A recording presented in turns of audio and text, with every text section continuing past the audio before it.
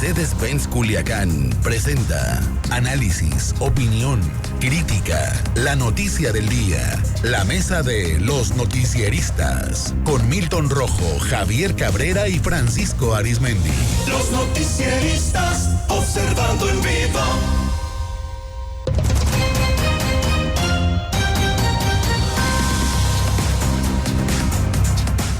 Estamos de regreso, 8 de la mañana, 33 minutos. Antes de saludar a los analistas, nada más un detalle: está bloqueando a la Policía Estatal el acceso a la sede regional de Justicia Penal Acusatoria Lloral Zona Centro en Aguaruto, impidiendo el acceso ya a los vehículos de los universitarios, porque ya son bastantes los que han acudido y ahí están imposibilitando las labores de entrada del personal del juzgado. A las 9 de la mañana está prevista la llegada del rector y bueno, pues ahí se están dificultando las labores.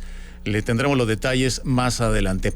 Saludo a los analistas. Javier Cabrera, ¿cómo te va? Muy buenos días. Muy buenos días al auditorio. Milton Rojo, buenos días. Muy buenos días. Francisco Arizmendi. Pancho, apareces otra vez en el Santoral. ¿Cuántas veces? Buenos días y pues felicidades, ¿no? Bueno, pues gracias. Día de los Franciscos otra vez. La verdad que sí, fíjate, durante todo el año hay sí, Franciscos para todo y bueno, pues qué bueno que me pusieron Francisco Javier. ¿Verdad? Muchas gracias, mi querido Omar Alexander de la Rocha. Buenos días, Sinaloa. Contando las horas.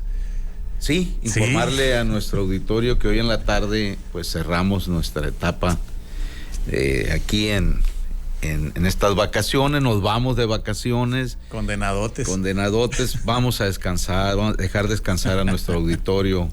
3 semanas, ¿cuánto nos dieron? ¿Hoy? Es que estamos como los actores de Hollywood, pues, si no nos vamos a ir a huelga, pues. ¿Pero cuánto nos dieron? 3 semanas, Cabrera. No, Cabrera es el líder sindical, es el que sabe. A ver. ¿Los acortaron o qué? ¿Modificaciones no era un mes, ley, va a decir ¿Era un mes? No. ¿Modificaciones a la ley? ¿O? A mí me deben como unos 4 meses de vacaciones. No Mi sé. líder aquí sindical. Pero vamos a mandarle ¿Cómo mensaje. se aquí llamaba a Luis aquel Alberto líder Díaz. famoso de Polonia? Lech Walesa. Lech Cabrera. Lech Cabrera. Que fue presidente. Sí. Bueno, pongámonos serios. Oye, perdón, Omar, y luego dicen inmerecidas. No, salgan con... Bien merecidas. Pero bien merecidas, porque todo el mundo dice, ay, inmerecidas. No, bien merecidas, y para nuestro auditorio también. Hay que descansarlos también, ¿verdad? Claro, sí. Bueno, pongámonos serios. Ha llamado mucho la atención otra vez que se vuelva a tratar este tema de explotación laboral a jornaleros agrícolas, pero ahora aderezado con un detalle en el sentido de privación ilegal de la libertad, utilizar hombres armados para llevárselos a un centro de rehabilitación que fueron rescatados 18 hombres, edades de los 17 hasta los 57 años de edad, en Chinitos, Angostura. Llama mucho la atención, Javier, esta mezcla que se hace, ¿no? Jornaleros agrícolas, hombres armados, centro de rehabilitación contra las drogas. Pues ¿de qué estamos hablando, no? Mira, está muy confuso esta situación, sí. Y el primero también muy confuso, porque la autoridad no dio toda la información completa, ocultaron información, se siguen ocultando, de lo que se dio en el municipio de Ahome, allá en el campo 35, en el mes de enero, donde se conoció que 42 jornaleros agrícolas eran retenidos en contra de su voluntad. Vivían en condiciones infrahumanas, les pagaban un salario de 100 pesos diarios, les cobraban 100 pesos diarios por alimentación, porque no tenían ninguna forma de hacer sus propios alimentos. Nunca se dijo quién eran los propietarios, cómo fueron contratados, por qué no les permitían regresar a sus lugares de origen. Todos ellos eran del estado de Chihuahua, y hay que recordar que los tuvieron al final unas semanas en un albergue improvisado mientras se llegaba a una negociación de tipo laboral, que ahí incurren varias dependencias que deben estar pendientes de la situación de los trabajadores del campo. Este nuevo hecho también hay muchas dudas sobre qué actividades los obligaban a realizar. Algunos han dicho que hacían algún tipo de actividades en el campo, pero parece ser que no todos. Por eso que hay dudas que pudieran ser actividades ilícitas, porque los mantenían en un centro de rehabilitación que nadie se daba cuenta que no tienen autorización para funcionar, como hay muchos en toda la ciudad, que hay muchas dudas que en verdad estos centros contribuyan a la rehabilitación de personas que pueden tener algún tipo de adicción. Bueno, pues hoy se conoce, como sucedió en el pasado, que 2 de ellos lograron salir de este centro, pedir ayuda a la Marina, y la Marina en un operativo con la Estatal Preventiva lograron rescatar. También hay dudas de que dicen que hay 5 personas más ahí que ellos argumentaron que ellos no estaban privados de su libertad, que habían llegado ahí en forma voluntaria porque sí están bajo un tratamiento supuestamente contra las adicciones, a pesar que no tienen la autorización ni la validez oficial. Y solamente hay una persona detenida que vigilaba a estas personas.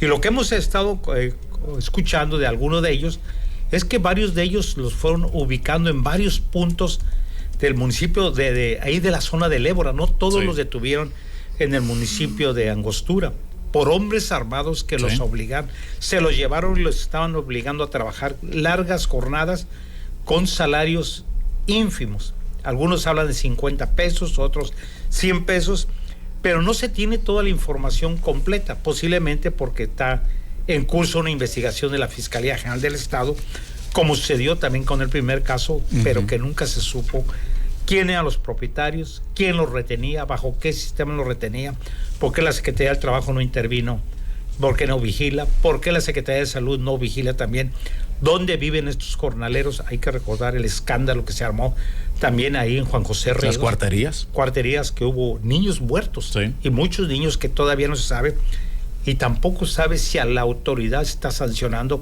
a los propietarios de estas cuarterías y del servicio de transporte, y quién los contrata, quiénes son los enganchadores.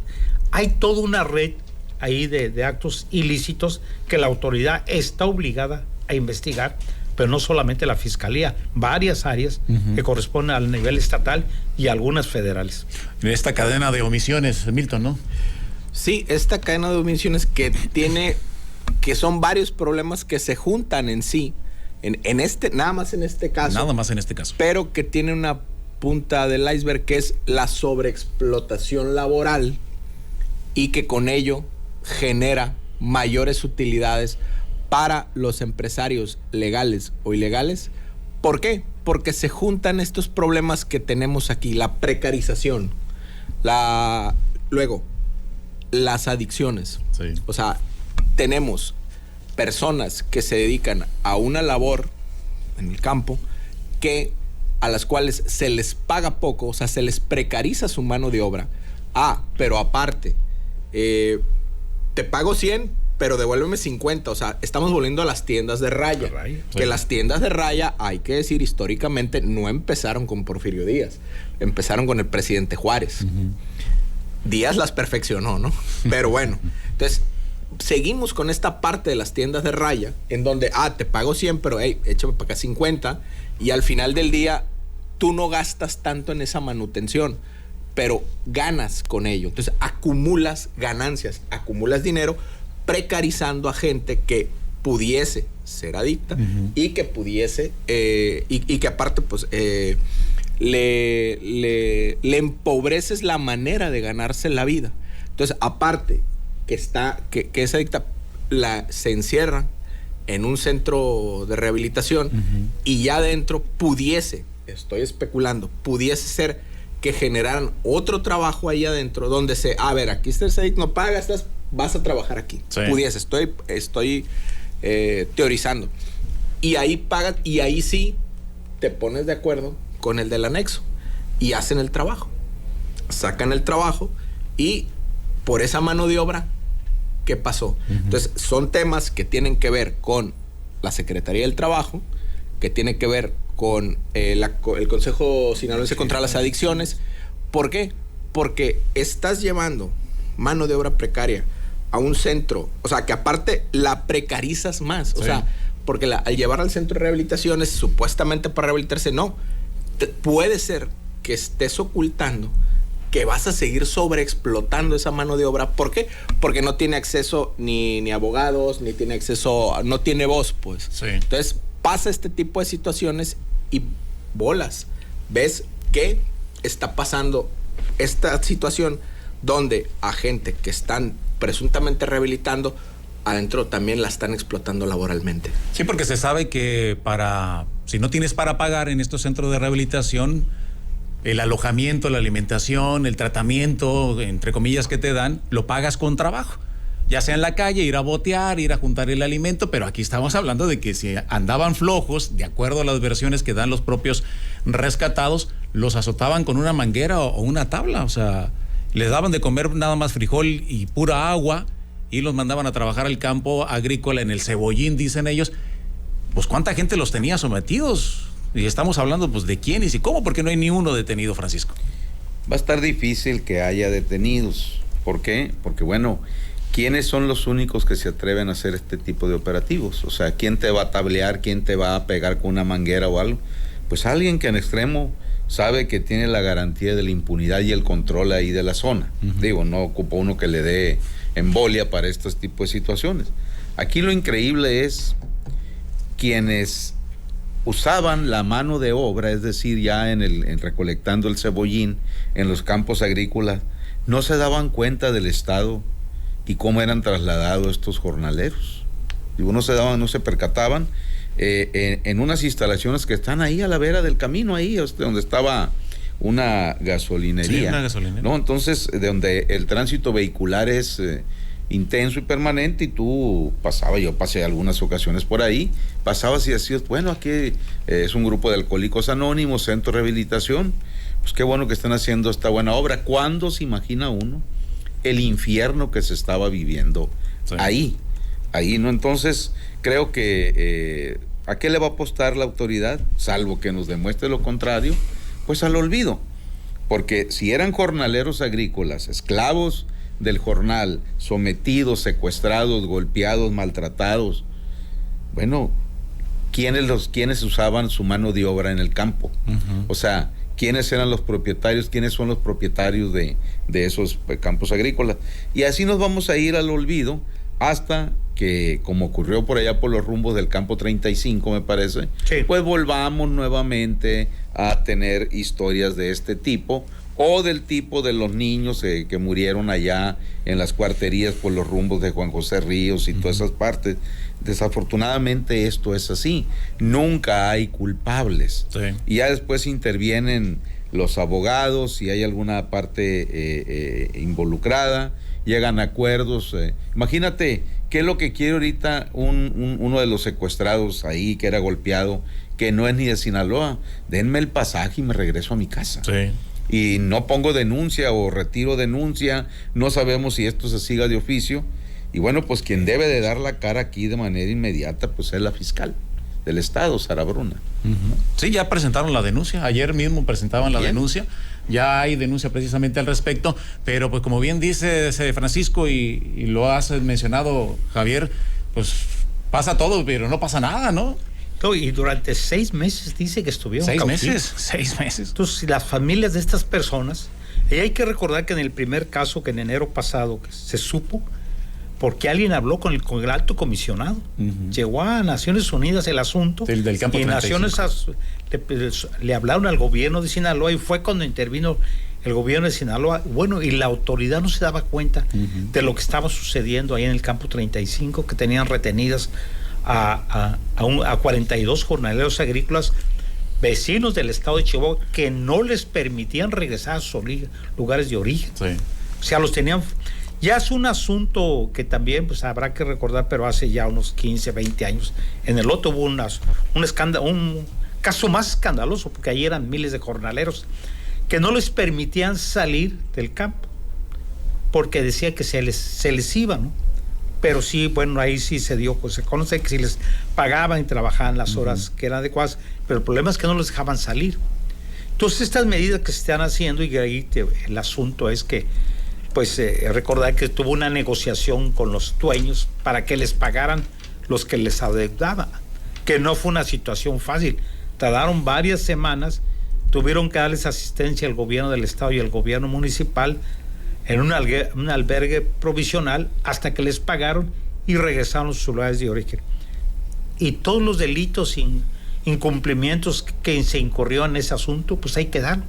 No sabemos que si hubo sanción por parte de la Secretaría del Trabajo, la Secretaría de Salud, la cuestión de seguridad y la retención ilegal de la libertad de estas personas. En este caso, esperemos que la Fiscalía sí trabaje y se logre identificar cómo fueron retenidos cada uno de ellos, porque son de distintos estados, de distintos municipios. No era un grupo que estuviera trabajando en determinado lugar y que se los han llevado. Parece ser que los fueron seleccionando o cuando iban de regreso. ¿Y las familias? ¿Había denuncias o no había denuncias de sus desapariciones? Sí, porque aquí no estamos hablando de que fue un enganchador allá traérselos bajo promesa de que iban son de varios estados a recibir el pago por su trabajo, su esfuerzo en el campo. Aquí estamos hablando de diversos delitos que se cometieron, privación ilegal por gente armada, o sea, maltrato, explotación, etcétera, etcétera. Así es. Sí, en ese sentido, Milton.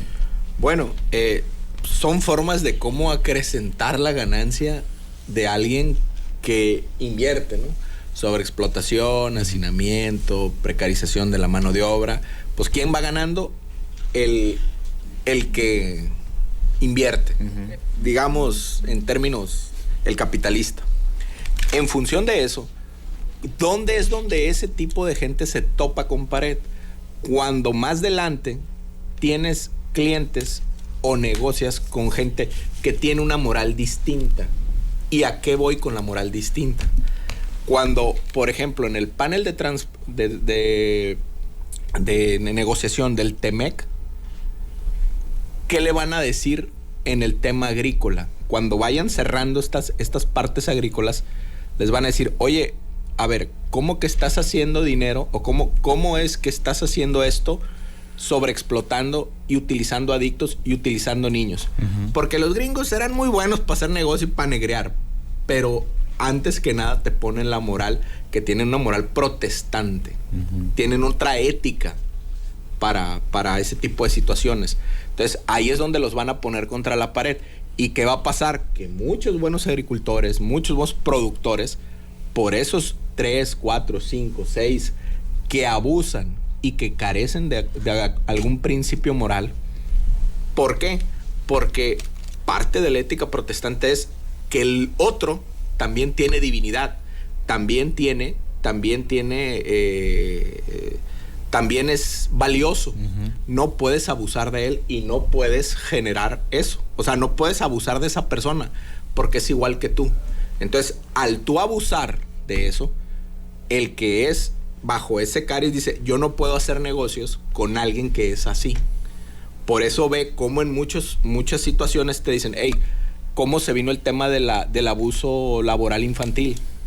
Entonces, en estos apartados van a revisar mucho eso y se van a fijar mucho, sobre todo en las notas, porque pues obviamente las embajadas tienen su parte de comunicación, los consulados van a estar revisando este tipo de abusos por parte de las gentes del agro que cometen este tipo de atropellos contra la dignidad humana, porque es una situación de dignidad humana también, el abusar y sobreexplotar a este tipo de personas. Entonces, tarde o temprano, eso va a estar en la mesa del Tratado de Libre Comercio, TEMEC, hoy conocido, y le van a poner sanciones a México que al rato la van a llevar los productores agrícolas, y si los productores agrícolas no arman una situación en la cual tengan que hacer a un lado este tipo de gente, tarde o temprano van a sufrir las consecuencias de eso, porque tantito quieren los americanos para estarle apretando a México, y por ahí va a ser una tecla, vas a ver. Sí, las sanciones, ¿no? Francisco. Mira, volvemos a lo mismo, todo esto es cíclico. De repente vemos los escándalos de cómo también han sido muchas veces secuestrados, explotados, esclavizados los migrantes que atraviesan nuestro país, asesinados, etcétera. Pero aquí pues ya van al menos 3 casos vinculados al área primaria nuestra, que es la agricultura, donde pues por lo que vemos pasa y no pasa nada. Yo veo muy difícil por las características de este tema de estos jornaleros a fuerzas, esclavizados, maltratados, torturados, porque es la palabra, secuestrados. Veo muy difícil que vaya a haber detenidos, etcétera. ¿Por qué? Porque, a ver, el dueño de un predio agrícola que va a decir, a mí me los traían, a mí me venía a pedir trabajo, yo pagaba, y pues yo no sé. Oye, ¿y quién los traía? Pues un muchacho que se llama fulano de tal, y al buscarlo pues no va a existir, en fin, todo lo que ya sabemos. ¿Qué es lo lamentable y lo impactante de todo esto? El valle agrícola de toda esa zona ahí de Chinitos, de Palmitas, de del ejido de Sánchez Celis, ahí del Gato de Lara, el Buelna, etcétera. Es un valle precioso, muy productivo, de gente trabajadora ahí, pescadores de la Reforma, de Costa Azul, de Playa Colorada. Es un valle muy rico, pero es más rica la gente en sus esfuerzos, en su manera de ser, en su trato. Y uno se pregunta, bueno, pues ¿qué clase de entrañas puede haber para que alguien se atreva a secuestrar a tantas personas de un origen tan pero tan humilde? Y aparte de pagarles mal, maltratarlos, azotarlos, etcétera, pues yo creo que estamos hablando de una situación pues que no puede quedar únicamente así. Tiene que haber algún escarmiento de justicia, de aplicar la ley, pero pues a como están las cosas y a como más o menos conocemos, como dicen por allá por nuestros ranchos, Omar, como más caliguana, creo que esto va a quedar únicamente en la nota, en la denuncia pública. Ya presentaron algunas denuncias, pero insisto, así ha ocurrido en los anteriores casos. ¿Y qué ha pasado? No, pues de repente se olvida, sí, o se llegan a arreglos jurídicos o retiran la demanda. Insisto, aquí yo pienso que aquí hay una mezcla de delitos que se cometieron, que alguno o quizás todos puedan seguirse de oficio, ¿eh? Sí, efectivamente. Algunos dicen que cuando les tocaba encostalar maíz, se metían granos en el pantalón y en la noche cuando les apagaban la luz, pues se los comían porque les daban puro frijol y agua, ¿no? En este sentido. Y sí, la verdad, pues sí, muy, muy lamentable esta situación que se vivió en este centro de rehabilitación contra las drogas. Voy a tomarles unos minutos nada más, compañeros, porque ha llegado el rector de la UAS, Jesús Madueña, al Centro de Justicia Penal. Ahí está Josefina Rubio. Josefina, te saludamos, buenos días. Hola, ¿qué tal? Muy buenos días, Omar. Te saludo con gusto a ti y a toda la audiencia de los noticieristas. Comentarte, Omar, que ya arribó el líder de la Universidad Autónoma de Sinaloa, Jesús Madueña Molina, ante la sede regional de Justicia Penal y Acusatoria, Zona Centro. Comentarte que durante su llegada pues entrevistamos al rector de la UAS. Él dijo sentirse tranquilo ya que él no ha cometido ningún delito. Dijo que por esa razón acudía aquí a esta sede con la frente en alto. También dijo que lo catalogaba como una infamia el hecho de que se usen pues todas las instancias correspondientes pues para atacar a los universitarios de la UAS. Comentarte que a la llegada también del rector, pues decenas de pasistas le gritaban: no estás solos. Aquí ellos madrugaron a esta sede pues a mostrar el apoyo. Algunos vienen en caravana, siguen llegando a pie, vestidos algunos de blanco, con gorras blancas, pues mostrando el apoyo pues a su líder de la UAS. Comentarte que ya entró el rector a la sede de justicia pues a sentarse ante el banquillo. Vamos a esperar pues a ver si la difieren, si qué es lo que sucede pues en esta primera audiencia, y recordar pues que la próxima semana pues tiene otra audiencia por otra acusación. Y pues eso es lo que está sucediendo pues aquí en este complejo de seguridad, Omar. Bueno, pues se le ve pues ahora sí que resoplando, agarrando aire a su llegada. Vamos a ver cómo le va adentro, ¿no?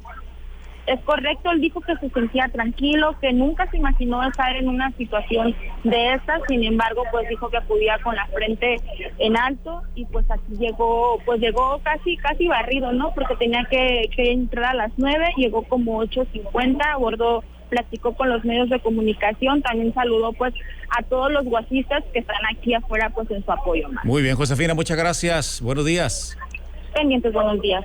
Bueno, pues a espera de poderlo tratar el tema en la tarde, en la última emisión. Javier, pues un comentario final sobre la llegada, ¿no?, del rector, a ver cómo le va en esta la primera de 2 audiencias que tiene pendiente. De momento, sí. Y lo que llamó la atención es que ayer el Congreso del Estado, la Comisión de Fiscalización dio a conocer los informes de la Auditoría Superior del Estado, y dice que en base a la información de su página de esa página oficial de la UAS, han detectado un quebranto de 466 millones de pesos. Sí. Es solamente un caso. Hay que recordar que hay varios casos. Son 10 denuncias que pesan sobre el rector y varios funcionarios universitarios. Sí, mucho que tiene que explicar, Milton, el rector y sus colaboradores, ¿no? Sí, bueno, es parte de política y ley. Vamos a ver en esta parte por la carretera de la ley cómo se va a dar esta situación. Pero bueno, ahí vamos, ahí va a ir marcando. Precisar algo, amigos del auditorio, compañeros de la mesa. Ayer hizo un anuncio el presidente López Obrador sobre algo que es un tema de salud, que dijo que 9 hospitales que estaban en concesión público-privado iban a ver la posibilidad de rescatarlos. Algo así entendí de lo que leí yo del presidente López Obrador, que fue algo muy, muy bien, ¿no? O sea, fue una medida muy bien. Hubieran sido 10 si aquí en Sinaloa se hubiera aprobado el contrato, recuerdan de aquellas inversiones público-privadas, pero hubo un sinaloense que detuvo esa situación. Fue el doctor, un eminente científico, extraordinario amigo y gran persona, el doctor Víctor Díaz Cimental, que detuvo eso. Si el doctor, con esa dignidad que lo caracteriza, con esa grandeza humana, no detiene eso, fueran 10 y el quebranto fuera mayor. Entonces, hay veces que hay gente humilde, gente sincera, que hace las cosas por convicción. Eso hizo el doctor. No hipotecar el futuro de Sinaloa. Y ve lo que está haciendo ahorita el presidente López Obrador.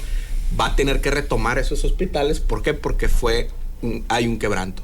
Hubieran sido más, pero Sinaloa, en este caso, gracias al doctor Díaz Cimental, puso el ejemplo. Y mis respetos para el doctor Díaz. Francisco, comentario final.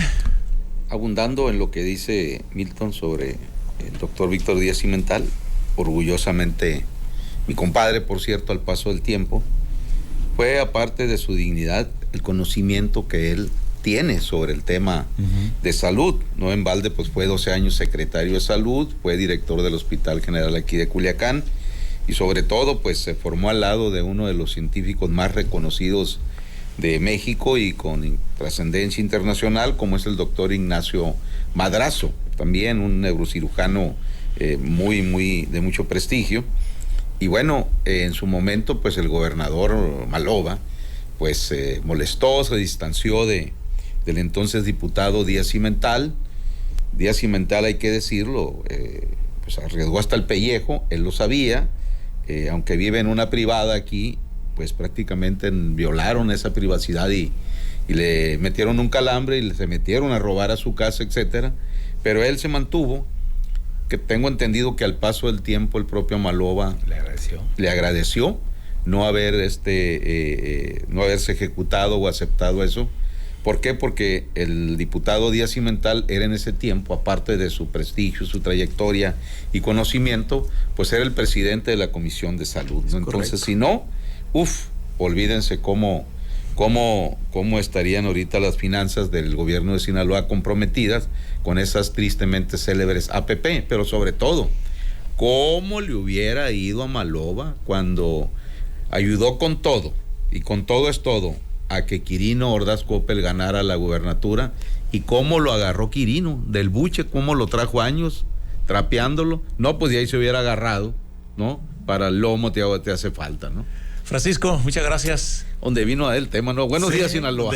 Buenos días. Tú tienes la culpa, man. Bueno, te le digo. Javier Cabrera, buenos días. Buenos días al auditorio. Milton, buenos días. Muy buenos días. Bueno, y gracias a usted por el favor de su atención. Lo esperamos a la 1 de la tarde con toda la información. Por lo pronto, gracias. Buenos días, buen provecho y hasta la próxima.